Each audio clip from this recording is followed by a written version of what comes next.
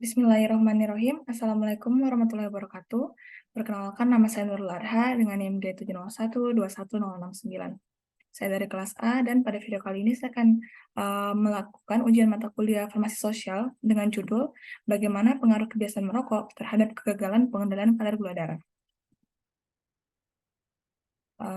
Saya sudah melakukan studi literatur dengan jurnal pertama, yaitu dengan judul Obesitas Sentral dengan Kejadian Hiperglikemi pada Pegawai Satuan Kerja Perangkat Daerah. Di mana pada jurnal ini saya sudah mengambil beberapa poin yang bisa di-highlight, dan dari beberapa paragraf ini dapat saya simpulkan bahwa kebiasaan merokok tidak memiliki hubungan yang signifikan dengan hiperglikemia. Meskipun demikian, responden yang merokok memiliki resiko 0,98 kali lebih besar untuk mengalami hiperglikemia dibandingkan dengan responden yang tidak merokok. Asap rokok dapat menyebabkan peningkatan kadar kolesterol, tekanan darah, dan kadar gula darah. Sehingga orang yang sering terpapar asap rokok memiliki resiko lebih mudah untuk terkena penyakit diabetes mellitus. Selanjutnya, pada jurnal kedua dengan judul Analisis Hubungan Kadar Gula Darah Puasa dengan Kadar Kolesterol High Density Lipoprotein pada Pasien Diabetes Mellitus Tipe 2 di RSUP Sanglah. Pada jurnal ini saya juga sudah memberi highlight beberapa poin di mana dapat disimpulkan bahwa kebiasaan merokok dapat berkontribusi terhadap kegagalan pengendalian kadar gula darah.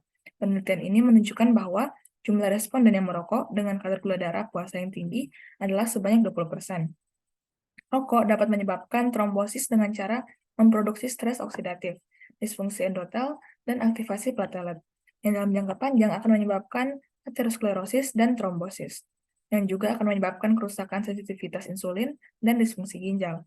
Oleh karena itu, kebiasaan merokok dapat memperburuk dan mempengaruhi perkembangan diabetes.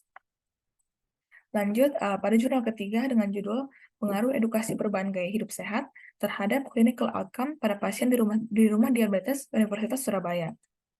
Nah, pada jurnal ini juga sudah menjelaskan poin-poin terkait topik ini, di mana dapat disimpulkan bahwa kebiasaan merokok memiliki pengaruh yang signifikan terhadap kegagalan pengendalian kadar gula darah pada penderita diabetes mellitus. Penelitian ini menunjukkan bahwa merokok berkontribusi tinggi terhadap kejadian penyakit jantung koroner pada penderita diabetes mellitus. Selain itu, resiko kejadian diabetes mellitus tipe 2 meningkat 16% jika seseorang merokok 10 batang per hari. Nikotin pada rokok dapat menyebabkan resistensi insulin, stres oksidatif, peradangan, dan disfungsi endotel, yang semuanya berkontribusi pada kegagalan pengendalian kadar gula darah. Selanjutnya kita lanjut pada jurnal internasional pertama yang saya dapat dengan judul Tobacco and Diabetes, Clinical Relevance and Approach to Smoking Cessation in Diabetic Smokers. Di mana setelah saya melakukan studi literatur, saya dapat meng-highlight beberapa paragraf, dan setelah saya translate dapat disimpulkan bahwa merokok mempengaruhi kegagalan pengendalian kadar gula darah pada pasien diabetes dengan meningkatkan kadar hemoglobin glikosilasi atau HbA1c dan menurunkan sensitivitas reseptor insulin. Selain itu, merokok telah dikaitkan dengan percepatan perkembangan retinopati dan komplikasi mikrovaskular, yang pada akhirnya menyebabkan kontrol metabolisme yang buruk.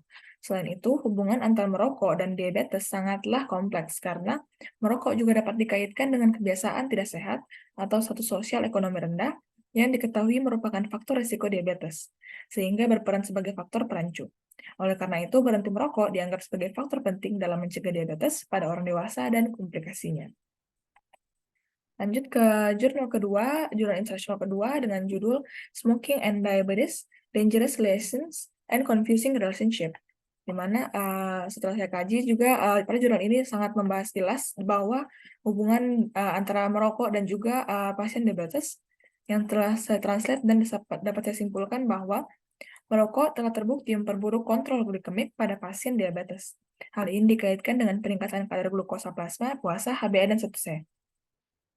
Terutama pada pasien dengan durasi merokok lebih lama dan jumlah paket per tahun yang lebih tinggi. Selain itu, berhenti merokok telah dikaitkan dengan peningkatan kontrol glikemik, dengan risiko kontrol glikemik yang buruk menjadi normal setelah setidaknya 10 tahun berhenti merokok. Temuan ini menunjukkan bahwa merokok berdampak buruk pada kadar glukosa darah pada penderita diabetes. Nah, setelah kita mengkaji 5 jurnal tadi, dapat saya simpulkan bahwa pengaruh kebiasaan merokok terhadap kegagalan pengendalian kadar gula darah ini maksudnya berkorelasi, di mana terutama pada penderita diabetes. Meskipun tidak ada hubungan signifikan dengan hiperglikemik, merokok dapat meningkatkan risiko terkena diabetes melalui peningkatan kadar kolesterol, tekanan darah, dan kadar gula darah. Merokok juga dapat memperburuk kontrol gula darah dengan menyebabkan resistensi insulin, stres oksidatif, disfungsi endotel, dan aktivasi platelet, yang pada akhirnya dapat menyebabkan aterosklerosis, trombosis, dan komplikasi mikrovaskular. Berhenti merokok dianggap penting dalam mencegah diabetes pada orang dewasa dan memperbaiki kontrol gula darah pada penderita diabetes. Sekiranya itu yang saya dapat sampaikan pada video kali ini, lebih dan kurang mohon dimaafkan. Wassalamualaikum warahmatullahi wabarakatuh. Terima kasih.